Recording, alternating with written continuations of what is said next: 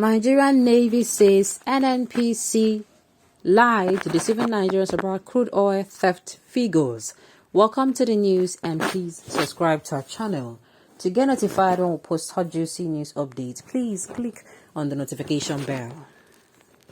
The Nigerian Navy has accused the Nigerian National Petroleum Corporation (Nnpc) Limited of spinning out inflated numbers in order to preserve face rather than disclosing the real reasons for crude oil theft in the nation.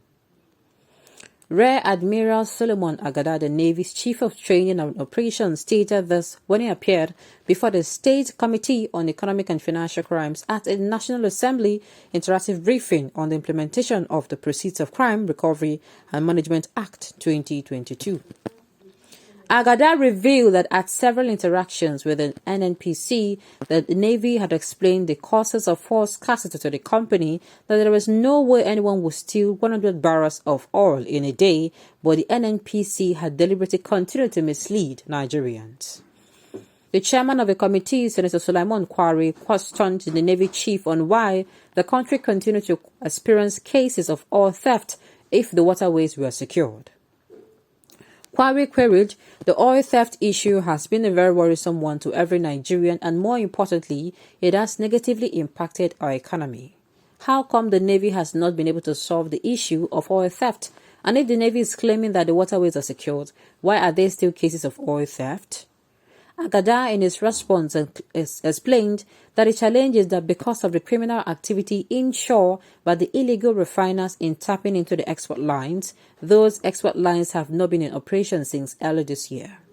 His words, and I quote, "The major terminals have not been able to process fuel for export since around February, March, and instead of the Nnpc telling the federal government that this product is not brought out to be able to process as exports, they say oil was stolen." He also added, the stolen produce that we have been dealing with among illegal refineries is nothing compared to what the Nnpc is declaring as being stolen. If you're talking about stealing 100,000 barrels a day, you did about 5-ton batches 20 times a day from the creek to the high sea, which is very unrealistic.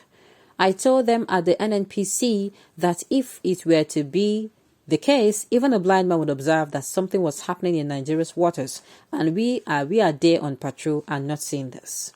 The only reasonable explanation why the fuels are not coming out is because the Shell platform on Bonny Island is not exporting, and the Chevron terminal in Escravos is also not exporting.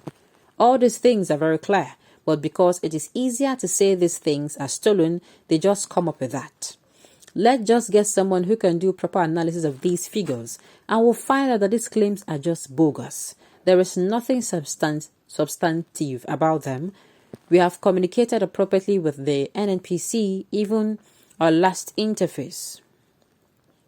Even at our last interface with them, they agreed with us, but when they came out to the public, they say oil theft, hiding the fact from the public. Well, like I said before, this country is not that bad. You see, as no matter how bad this country is, it is man-made. Meaning, it is because this person at the Minister of Petroleum Resources, if there's anything as petroleum, I'm just using as an example. This person in the Ministry of, let's say, Petroleum, he is getting one money that he doesn't want to let go. So for that reason, if they bring somebody in, he'll be first to meet the person and say, "Oh, guy, I'll see as we they run things for here. You must not come and, disrupt things." This thing I'm telling you is what is happening. What is keeping Nigeria at its needs, rather. If you go to the Minister of Agriculture, you also tell him, if they put somebody there who is supposed to come and impact positively in that particular place, except the person is very stubborn.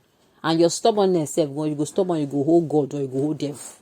I am telling you, they can do and undo. They can be that brutal for money that is not their own. For money that does not belong to them. You will see somebody telling you there is 100 million that comes in every day. I beg, let nothing happen to it. I'm telling you, this is why you see people, whenever they hear that, a new head is coming, everybody will start shaking, and, everybody wants to familiarize with the man, wants to come in and, tries to see if he's that kind of person that can be flexible enough so that they can continue stealing from the stop. That is just it. If we have people who are really genuine and people who wants to work, they go there and they stand their ground and say, never, this thing will stop. And they stop it. at each level, at the local, at the lowest of the low, at the highest of the high. We are going to have a Nigeria that is working in the next 20 years. In fact, people are going to ask us if it is magic. But because everybody, this my 100 million where they come in, we go share them, everybody go take 10 million naira each every month or every 2 weeks. Money that is not your own. Money you did not work for. Money that is not supposed to, it doesn't have any business with you. You're just taking it. So tell me how Nigeria won't use better. That is why I don't blame some people who come outside, and I keep saying it. You see this, what's it called? This government. And the thing is, this sickness now we are seeing, it's not even just this government thing alone. This thing, if these people are there, for instance, you have a certain minister of petroleum, and you don't want to come in and, throw him out. You say, make I leave and make him finish in tenure. He will come, continue, and if somebody else is coming in, he will corrupt that person as well. And then we start having issues. Here and there, the same issues still continues. Can you listen to this naval officer, a born criminal, or the oil theft in Niger Delta? He cannot even explain anything about it. So Nnpc lies to the public about oil theft. How? We Nigerians, Navy, are the ones stealing our oil in Delta. Okay. Why should we still believe Nigeria? Navy, having in turn said we should not believe Nnpc. Tell me now, who will you not believe? Nigerian Navy then say then they guide our water so that oil theft no go dey happen. Don't come outside now, come talk say na Nnpc na be the thief.